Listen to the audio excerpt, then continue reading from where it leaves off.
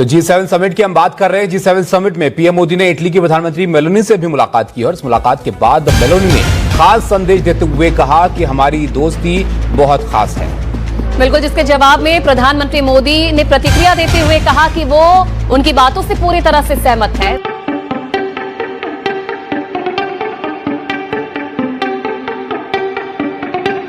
अब मेलोडी हो रहा है तो वो लोग खुश नहीं होंगे कि भाई गोरी भी देखिए, गोरी मेम है, वो कैसे हमारे उसको प्रधानमंत्री को पसंद कर रही है। वैसे बहुत क्यूट लग रहे हैं दोनों साथ में ना, बहुत अच्छे लग रहे हैं। उसको फ्रेम से बाहर नहीं निकाल सकते। पाकिस्तान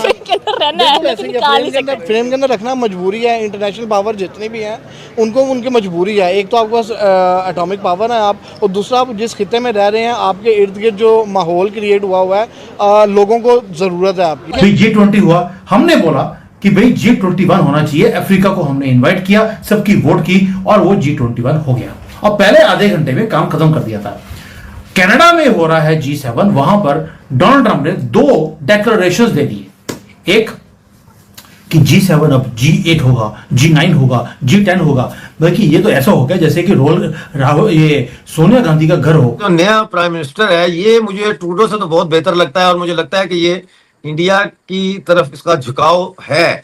ऐसे में जो इंटरनल पॉलिटिक्स है कनाडा की, वो कैसे गेम कर रही है और वो कैसे अफेक्ट कर रही है इस इंडिया और कैनेडियन रिलेशनशिप पे। अच्छे लग रहे हैं, पिक्चर्स बहुत अच्छी है, आई मस्ट से। हाँ, वो तो क्यूटनेस ओवरलोडेड था वो।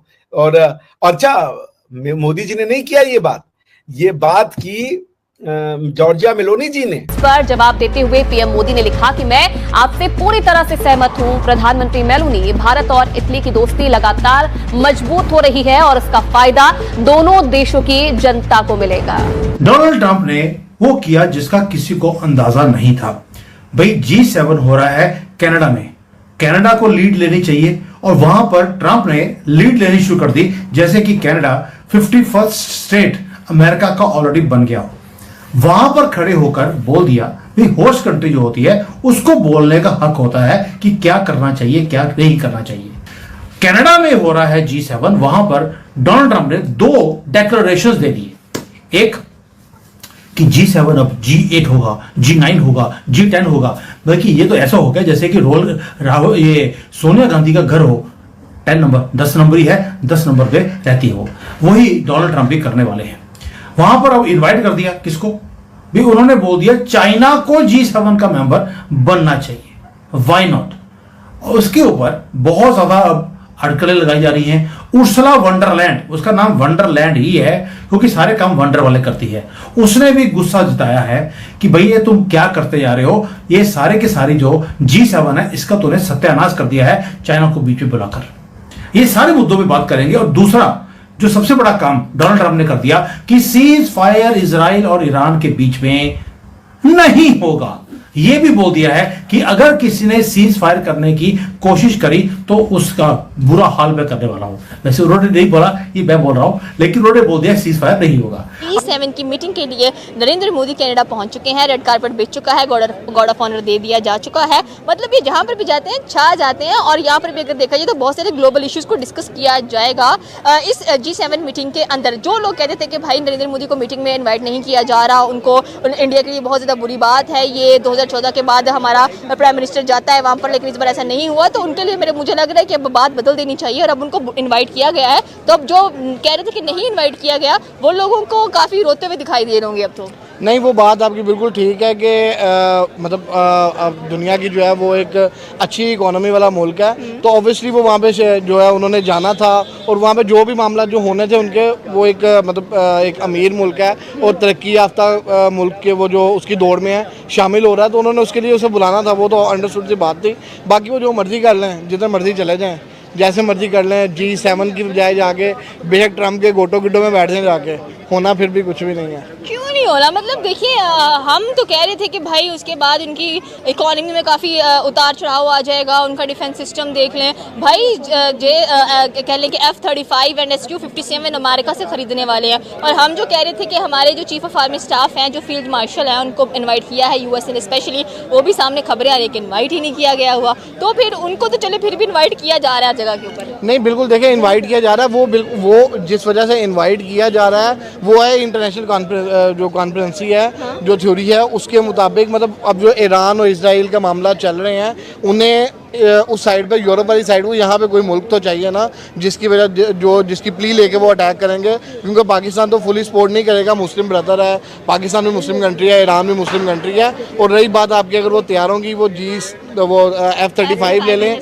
कुछ भी ले लें। मेरा पहले भी एक ही बयानिया था, अभी भी एक बयानिया है कि टेक्नोलॉजी जितनी मर्जी अच्छी ले लें, उसको चलाने वाला बंदा चाहिए। जो क्या जो नया प्राइम मिनिस्टर है, ये मुझे ट्रूडो से तो बहुत बेहतर लगता है, और मुझे लगता है कि ये इंडिया की तरफ इसका झुकाव है।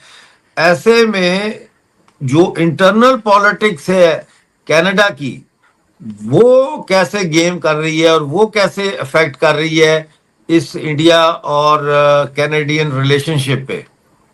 देखो, सच्चाई ये है कि मिर्जा साहब, पहले हम देखते हैं कि इससे पहले मार्क कार्ने जो अभी प्राइम मिनिस्टर, उससे पहले जस्टिन ट्रूडो थे, और जस्टिन ट्रूडो की जो गवर्नमेंट थी वो माइनॉरिटी गवर्नमेंट थी। उसने new democratic party, Jagmeet Singh, उसकी मदद ली हुई थी।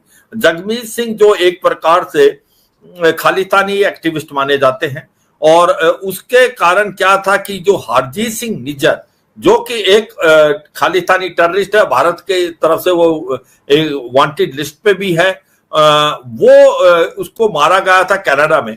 और भारत ने साफ सुथरे शब्दों में बताया था कि भारत का इसमें कोई रोल नहीं है। और वो सुनने में यह आया कि जो इंटर गैंग राइवलरी थी लॉरेंस बिश्नोई के ग्रुप में, हो सकता है उसको मारा हो। मगर जस्टिन ट्रूडो ने एक प्रकार बहुत एब्सर्ड भारत की तरफ उंगली उठाई थी, और उनके पास कोई एविडेंस नहीं था। भारत ने हरदम यह कहा था, अगर आपकी एलिगेशन है तो आपके पास where is your evidence, evidence दे, भारत आपके साथ कोऑपरेट करेगा। मगर वो कभी भी एविडेंस भारत को नहीं दे पाए। कहने का मतलब वो अंडर प्रेशर थे, न्यू डेमोक्रेटिक पार्टी से मदद चाहिए थी उनको, जगमीत सिंह की, और इसलिए वो ये कार्रवाई कर रहे थे। मगर उसने भारत और जो कनाडा के रिलेशनशिप है उनको वो 10 से 15 साल पीछे ले गए, क्योंकि भारत और कनाडा के बीच में फ्री ट्रेड एग्रीमेंट होने वाला था, वो भी पीछे चला गया। भारत और कनाडा के बीच में ट्रेड की जो अब बढ़ रहा था उसके अंदर भी कमी आई, टूरिज्म में भी कमी आई, और ऐसे पगार पे पहुंच गए थे भारत और कनाडा के रिलेशन कि वो एक प्रकार से ये कह सकते हैं कि वो उसको बोलते हैं फ्रॉस्टेड रिलेशनशिप हो गया।